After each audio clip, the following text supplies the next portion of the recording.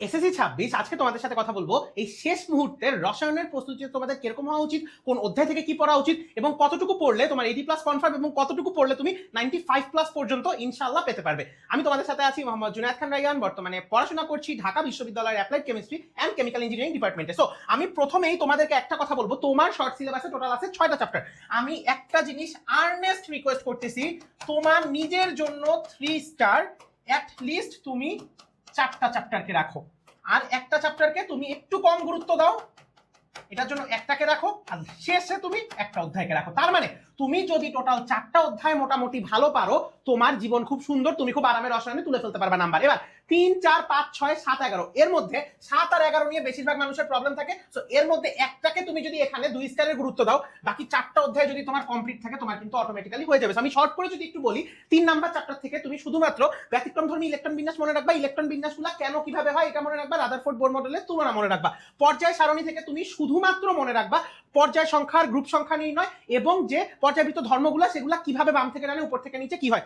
এখান থেকে শুধুমাত্র তুমি বন্ধনের ডায়াগ্রামগুলো মনে রাখবা, পানিতে কোনটা দ্রবীভূত হয় না এটা মনে রাখবা, এবং তুমি মনে রাখবা হলো যে তোমার ধাতব বন্ধনের বৈশিষ্ট্যগুলো।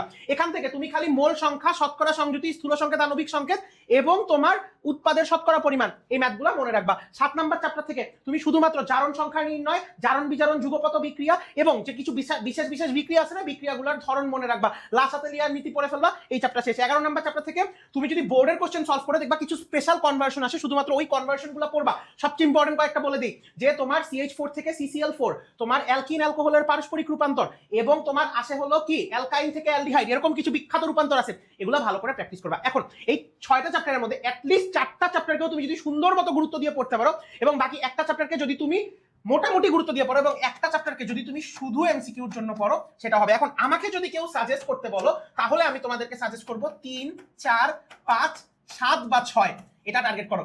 এর মধ্যে কেউ যদি অর্গানিক ভালো পারো ভাই মাশাআল্লাহ, কোনো সমস্যা নাই, যদি এটা ভালো পারো তাহলে তো সোনায় সোহাগা। বাট কারো যেহেতু বেশিরভাগ মানুষের এটাই প্রবলেম থাকে, তুমি এটা নিয়ে আগাতে পারো, অথবা তুমি এইটা নিয়েও 3 কিন্তু খুব সোজা, 3, 4, 5, 11 এইটা নিয়েও আগাইতে পারো। কিন্তু তোমার 6 আর 11 এই দুইটা চ্যাপ্টার যদি কমপ্লিট থাকে, তোমার একটু বেশি মার্ক শেষ হয় মানে ভালোভাবে পারার চান্স থাকে। সো 6 বা 11কে এখানে রাখার চেষ্টা করো। যদি এই টিপসগুলো মেনে চলতে পারো, তোমার শেষ মুহূর্তে রসায়ন প্রস্তুতি তোমার পরীক্ষার আগের দিন পর্যন্ত একদম টপ নচ হবে।